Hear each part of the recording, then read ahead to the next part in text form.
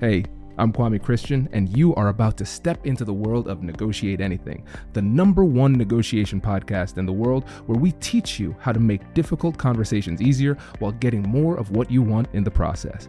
Each episode is packed with practical tips and strategies from the experts. We delve into negotiation, conflict resolution, and leadership skills that are crucial in both business and in life. Whether you're closing a deal, managing a team, or navigating personal relationships, Negotiate Anything provides you with the tools you need to succeed. Our conversations are real, relatable, and most importantly, rooted in practicality. So if you're ready to transform your conversations and elevate your negotiation skills, join me on Negotiate Anything. Subscribe and listen on Apple Podcasts, Spotify, or wherever you love to listen. Let's make every conversation a winning negotiation. Shaq, thanks for joining us today. My man, good to see you. Thanks for having me. Hey, man, it's my pleasure. So how would you get it started by telling us a little bit about yourself and what you do? Got you. Well, my name is Shaquille Alexander. For those wondering, yes, I was named after Shaquille O'Neal. Most people do call me Shaq. I really don't have a preference. But born and raised on the east side of Columbus of Ohio, a small city called Whitehall. Grew up here, went to high school here, graduated 2014. I went on to graduate from Otterbein University in 2018, where I studied finance. Became a licensed CPA, 3 years at a big firm. And now I'm doing a lot of different things, some consultancies, working at the Public Housing Authority here in Columbus, and also I serve as city treasurer in Whitehall. And I'm currently in the middle of a campaign. I think we'll talk a little bit about that today. Yeah, man, absolutely. And like I was saying at the beginning when we were getting started, we're almost at 1,000 episodes right now, but we've never had somebody. I'm not going to say a politician. I'm not going to say that. Please don't. We are a public servant in the middle of a campaign, and there are some persuasive tools and techniques that you're using that are very powerful. And listeners, let me tell you this. Shaq and I have been buddies for a long time, so I'm not going to bring on somebody who is like just trying to sell stuff, right? And right, there's going to be a lot of value in this because one thing I appreciate about you is that throughout your entire life, you've always been really values driven and always focused on public service throughout your educational career, and you've been really focused on that. So I'm really excited to dig into your perspective on storytelling as you are going through this campaign. And so let's just start off with the storytelling aspect too. So when you think about the narrative that you are telling the public and the community about yourself, what are some of those messages that you're trying to get across? Well, I think the narrative. I think that when I tell people, I'm running for this is why I'm doing it. I really try to dive deep into the why. And I mentioned that I grew up in Whitehall. And I'm going to dive a little deeper here. Not only grew up here, but I think became a man here. I think that I have family who is outside of my real family here. And I believe I'm actually part of the community, even the 3 years I did not live here during college. It's part of the reason why I tell the story that when I got a job offer at a big four accounting firm, that I could have moved to any major city in the United States, but I decided to come back home to Whitehall. Long story short, I left home at the age of 16, my junior year of high school, and I bounced around for 6 years. Grandma's house, my friend's house, back to my uncle's, back to another friend, lived with my track coach for 3 of those years. And I just tell the story about what the community did for me and how Whitehall embraced me. And I think telling that story helps people understand why I'm so passionate about Whitehall, why I have a fire in me for the people here. And you've been in Columbus a long time, Kwame, so you may have heard some negative things about this side of town. Not in recent years, because I think that narrative never has been true, and I fought against it a lot. But in recent years, I think we went from people being able to talk about us like that to now that we're a rising star in the Central Ohio area. So it's nice to have seen that progress. It's nice to have been part of that for the past year and a half. But I really do try to drive home the story. Like, I'm homegrown. I just want to serve the community that has poured into me. And then diving in even deeper into that, why treasurer? Well, I truly am a numbers guy. And I talk about my journey of becoming a CPA and my journey of how I ended up at a big firm and how my professors coached me and mentored me to help me get there. So I think just telling, whether it be a long story from my time growing up here to where I am now, or a small story about a college experience that helped me kind of amplify and understand my values a little bit better. But I believe in telling the story and sharing experiences are really powerful, especially in a space like this where I'm running for something that's not really exciting, like a councilman or an attorney or an executive, like a mayor or a county commissioner, right? So I have to give people something that's going to get them to tune in and listen because I can talk about the numbers all day, but unless you're a person like me, you don't get excited about the numbers. So I think storytelling really does help give people insight into my character, insight into my passion, insight into my values, and that helps them ultimately understand why I am who I am and why I value what I value. I love this, Shaq, because here's the thing. As we go through this episode, this conversation, and it's funny because we talk a lot, and this is just going to feel like a regular conversation. But for the audience, I'm going to be pulling out some of the persuasive points that we can all take. So first of all, with your story, it is just dripping with authenticity. Like this is who you are, right? So first of all, you start off with the fact that you grew up in Whitehall, you became a man here, and you did not leave. And listeners, one of the things that Shaq said was he left for a little bit to go to college. You went to college like half an hour away. so you, so so Yeah, you were still close. You that's were like still close. 90% true. 90% true. Exactly. I started off at the University of Findlay, which is 2 hours away, but I came back after a semester. So There you go. There you 90% go. true. So you've been local this whole Mhm. time. And I think that gives a lot of credence to your narrative because one of the things that you want to do when you're telling a story is that you use these stories to connect you to the audience. And for your audience in Whitehall, you're saying, listen, I am one of you. So I am like you. I'm part of this community. And I think it becomes even stronger when you convey the fact that you had options because being at one of the big four accounting firms like that's a massive opportunity. You could have left but you chose to stay. That is really really powerful. And then you also talk about the narrative where all right, Whitehall might not have had the best reputation, but you've seen that growth and you've been part of that growth and you want to continue that growth. And so it's a narrative of connection to the community, but Mhm. also progress, which is really powerful. And I like the fact that you recognize most people don't have that love affair with numbers that you do. And so if if you come up and you start talking about that high level, the high level numbers that are associated with being treasurer, it you would talk over people and you would be objectively correct with the way that you're talking, but it wouldn't have that same connection. And so now, when you're speaking specifically about the role of treasurer, how do you convey the connection between success of the city with you in particular and that role without getting too deep into the numbers?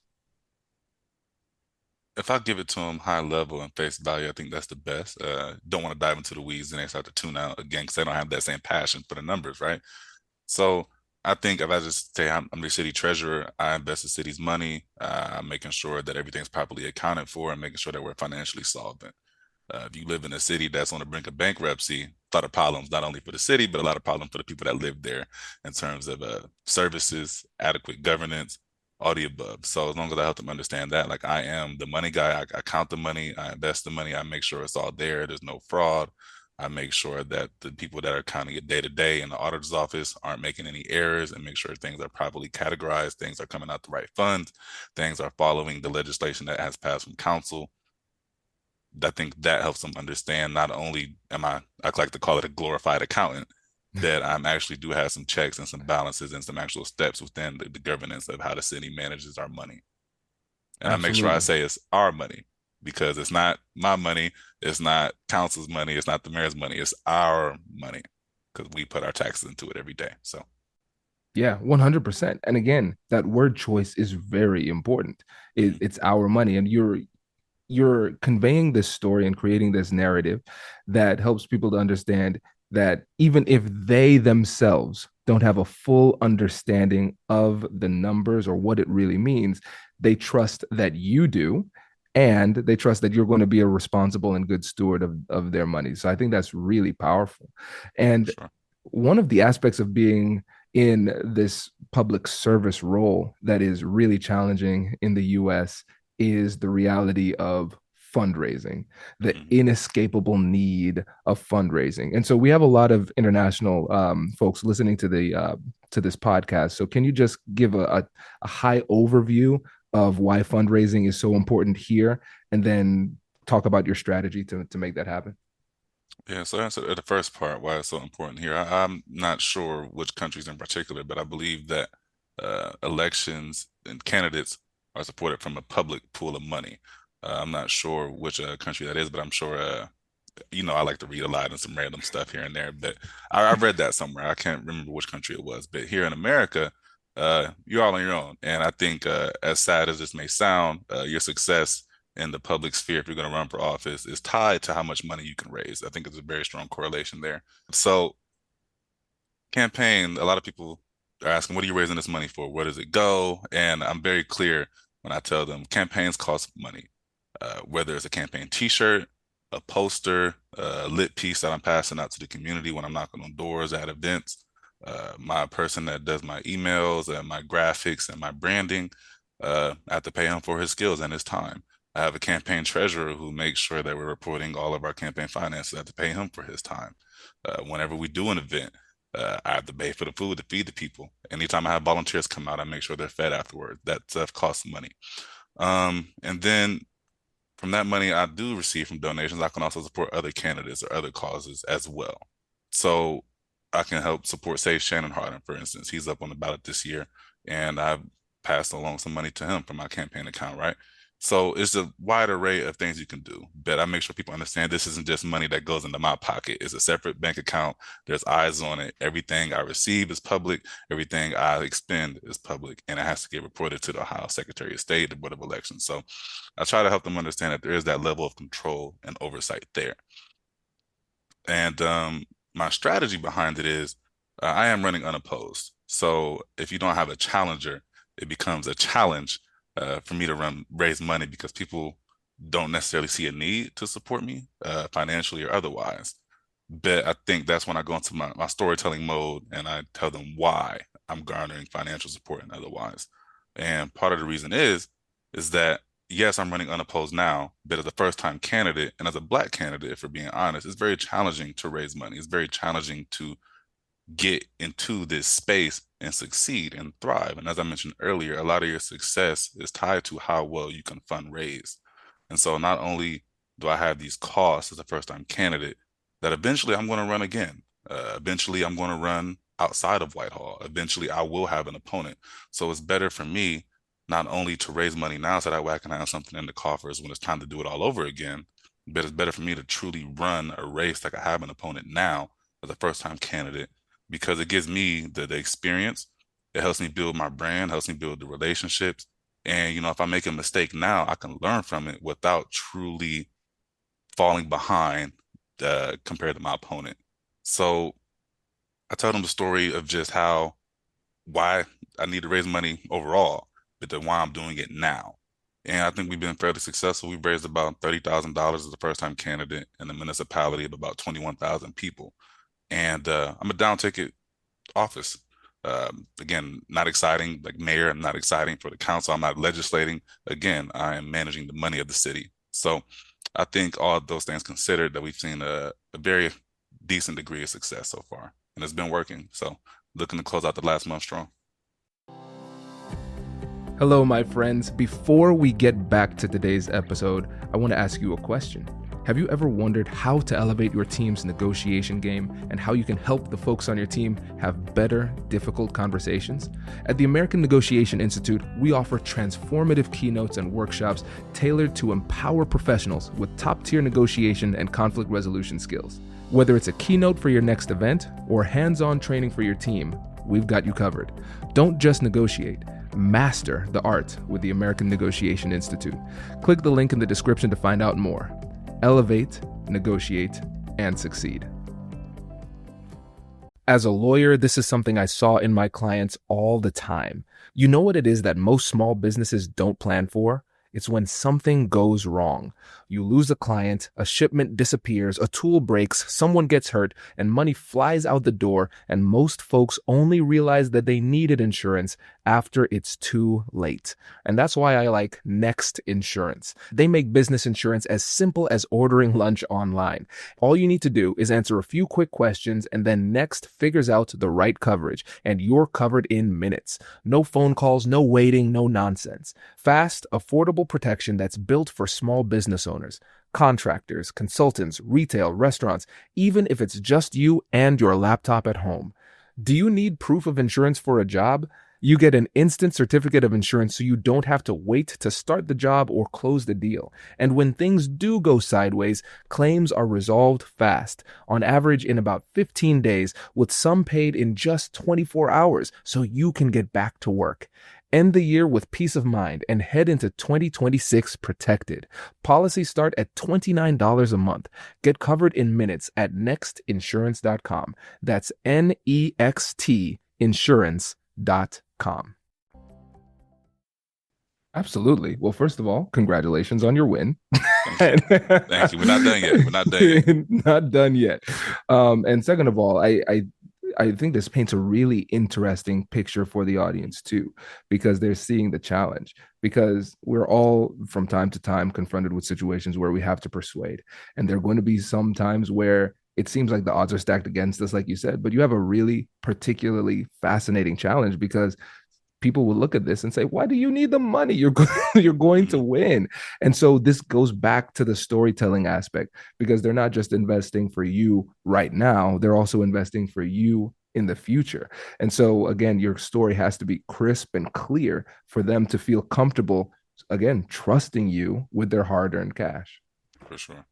Yeah, that's not lost on me that these are a lot of people I'm asking for these funds are people I grew up with, people I met in school, a lot of my fraternity brothers. Shout out to the Alphas, and people that may not necessarily have 50 or 100, $150 to give at that time. So it's been a challenge trying to stay measured and understand when to ask, who to ask, and how to craft the ask, but then also try to help these people understand, yes, I'm asking you for money. Yes, I'm in a public office, but I'm still Shaq. My number hasn't changed. I don't have a secretary or an assistant. So it's going to be me putting you on the calendar. It's going to be me that when you call my line, whether it's the campaign line or my personal line, it's going to be me on the other side of that. So I try to make sure I maintain that level of interaction with me, not go talk to my team or talk to my guy that manages this. You still get that interaction. I'm still going to come out and kick it with you on the weekends. We're still doing all the same things. So I try to make sure I'm not that guy that's always asking for money to where they're saying, oh, Shaq's changing. He's becoming part of the machine, or he's a politician now. And a lot of people, not a lot, a few people have called me a politician. And I always correct them, say, no, I'm a public servant. I can politic, but I'm a public servant. So that's just try to drive that fact home. And again, I think that we've seen success through that. And I think having that level of authenticity that I do and being in a space that's home for me has helped tremendously. Yeah, man, I love it. And I would be really interesting to see your perspective of really inspiring people to volunteer for you as well, because as a public servant you have that challenge of raising money, you have that challenge of getting people to vote for you, but we have volunteers for these campaigns. So they're people who don't get paid and just come out to support you because they believe in you. How do you craft a message that's so powerful for them to feel comfortable to donate the most valuable thing they have, which is their time, to you for the campaign? Yeah, so I'm very blessed and fortunate to have a lot of friends that I'm still very close with to this day that grew up with me here in Whitehall. So, Deshaun Jefferson, that is my guy. I've known him since fourth grade. He's actually my campaign treasurer. And every time I make an ask, hey, brother, we have this event. Can you work the table? Hey, brother, we're actually knocking on doors this Saturday, October 7th. So if you want to come out, let me know, Kwame. Bet. I've always had people like that. My guy Byron from college, my guy DA, met him in middle school here in Whitehall, at Rosemont Middle School. Nicole and Natalie, a set of twins that I met in eighth grade. Their parents are still here. They've been nothing but supportive. So when I make the ask for volunteers, most of the time there are people who've seen the journey and been along the journey with me, and they've answered the call every time. asking fraternity brothers who have seen me grow up from a young college brother in 2017 to an alumni brother now in 2023, 6 years later. So they've seen the growth, they've seen the passion, they understand why I'm doing this. So when I ask them to donate their time, it's not really a big ask for them because they get it. They've seen it. They've been a part of this. One thing I like to practice in my life is collective success. Anytime I have a win in life, no matter how big or how small, I always bring my people together and we celebrate. And it is a celebration of my accomplishment, yes, but I always bring them together. I want them in the room because I want them to understand the role they played in that. Um, Back in 2015, maybe I had a dream. Just one day I was daydreaming. I was thinking, I've had a lot of people support me financially, putting clothes on my back, roof over my head, give me their time, give me their advice, whatever it may be. And a lot of people I just mentioned, Nicole and Natalie, or their parents, Kimberly and David, or Deshaun and his mom, Wendy, DA and his parents, Katrina and Jerry, they've all poured into me. And so whenever I can, I like to give that back. And they don't expect it, they don't ask for it. It's just something I believe I should do. And long story short, for my birthday this year, I turned 27 in April. I brought my friends out. We had dinner at Lindy's, one of my favorite spots in German Village, and they didn't know I was going to do this. But at the end of the meal, I let them know I was going to pay for everybody, just the food, not the beverages, because that's a little much. They like to drink, but I paid for everybody, and I'm grateful enough I'm in a position to be able to do that now. But they've seen the moments where I wasn't able to. Mm. They've seen the moments where I'm like, "Hey, brother, I'm hungry. Can I come by and get something to eat? Hey, brother, I need somewhere to stay tonight." They've been on the receiving side of a lot of those asks. So now that they poured into me, I want to make sure, again, they're not asking for this, but they get that nice ROI. And I want them to understand that when I win or when I celebrate me, I'm celebrating me and you equally the same. Because without you pouring into me, without you supporting me, without you investing in me, I don't have none of this. And I want to make sure that they understand that I don't move forward without their support. And I think that's a big, big, big thing that they all appreciate. So outside of that group, everybody else, I think it's the same approach. I invest in the relationship first, let them know who I am, why I'm doing this. And then I kindly ask them for their time. If they come out, I make sure they're taken care of. Again, I mentioned that after each event I have and volunteers come out, I make sure they're fed. A lot of them decline, but I make sure they know the offers on the table and they will be taken care of. I think that is something they appreciate a lot. So I think at the end, it boils down to relationship and maintaining those. If somebody does come out and support you, make sure you know how appreciated they are. Take care of them. And for those who can't or those who don't, just keep on pouring into them, keep on making the ads and keep doing what you're doing. Stay 10 toes down. And eventually they will support you, whether it's with their time, their talent, or their treasure.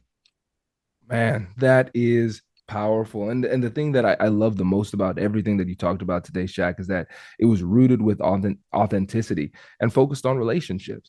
It's not a tactical type of thing where you're trying to use some mind bending techniques to get somebody to do something that they genuinely don't want to do. It's just you being a genuinely good person, telling that story authentically, and opening the door for allowing people to support if they want to. I think that's really powerful. And I think that's something that we can all learn from in our own personal lives and professional lives, that authenticity still works. So I appreciate you, man. And before you go, because we're coming up on time here, I want to give you an opportunity again to let the folks know about you, how they can get in touch, and how they can support too. Definitely, definitely. I appreciate you taking the time today, Kwame. Quick piece. I would just want to say thank you. I really do. It really means a lot. I was thinking about it as I was getting ready to be on this. I remember when I first met you. I think it was like a week before Thanksgiving in 2017. I think Luke Fedlin made the introduction, Yeah, and yes. we sat at I think it was Brioso downtown, had some coffee. I don't think I was drinking coffee at that point in time, but I think you're delighted to hear that I'm a dirty chai addict now. I get at least every other day. I have to have it, if not every day. But I remember you told me I think the podcast was still in this development stage. I think it was going, but it was still very young. So to be able to sit here 6 years later and be a guest on it and to see just how much the podcast has grown to now you've been number one for the past 4 or 5 years now, I think, and just the work you do. It's kind of surreal to me a little bit, but I do want to say thank you because I remember when you first made the ask of, do you want to come on the pod? I was so hyped and I texted the sound like, this brother right here, man, number one negotiation podcast in the world. He's asking me, do I want to come on? Just that's what relationships are. You cultivate them, you continue to pour into them, and as they grow and develop, these opportunities happen. So I think that ties in to something I said before we started recording, is that things don't just happen, people make things happen. So thank you for having me. I do appreciate it. But to answer your question again, I am Shaq Alexander, Columbus, Ohio native, grew up on the east side in Whitehall. My uncle still lives right around the corner from me. And I'm city treasurer here. I've been in the office for about a year and a half, running for the next term. I'm doing it just because I want to be present, active, and engaged. I moved back to Whitehall about 2.5 years ago. I didn't know what my advocacy and my activism in the city would look like. But opportunity came up with the office becoming vacant, and given my natural set of skills as a CPA and an accountant and specializing in tax, it made sense. I went for the appointment, ultimately got it, and a lot of growing pains, but year and a half later, here we are, and we're running for the next term. Just looking forward to continue to manage the city's finances appropriately and transparently, and continue to help the city grow. We're seeing a lot of development in Whitehall. We're increasing and diversifying the tax base. A big development on the northeast corner of Hamilton and Broad. That's looking at, I think, $4.7 billion economic impact to Franklin County over the next 10 years. I think that it's already broken ground on, but I think it'll be complete with phase one in 2025. And I'm living at one of our newer developments, the Lofts at Northern Crossing. I think that was finished in 2020, one of our first multifamily developments in a couple decades. So Whitehall is kind of forgotten, but I think we're making a lot of progress, a lot of investment, and now we're the talk of the town. So I look forward to serving the next 4 years as city treasurer. You can connect with me on Facebook at Shaquille Alexander, and you connect with me on Instagram or Twitter at ShaqDees27. I'm not changing my name. It is Shaq DEEZ27 on Twitter and Instagram. Has been my nickname. Most of my friends, they do call me Dees or Shaq Dees. And it's been sticking ever since about 7th, 8th grade. So won't change. And just happy to be here, man. Thank you for everything. Yeah, man. Proud of you. Appreciate you coming on today. Yes, sir. Happy to be here. We'll talk soon. Congratulations! You've just joined an elite club. By listening to a full episode, you're now officially on the Negotiate Anything team. So welcome aboard. What most team members do is they subscribe to the podcast because that allows them to automatically get the latest episodes of the show. The best things in life lie on the other side of difficult conversations. Keep learning, keep practicing, and keep getting better. Your relationships will improve, your career will soar, and you'll have the confidence you need to get the most out of these crucial conversations. Again, thank you for joining the team. We're excited to have you, and I will see you in the next episode. I'll catch you later.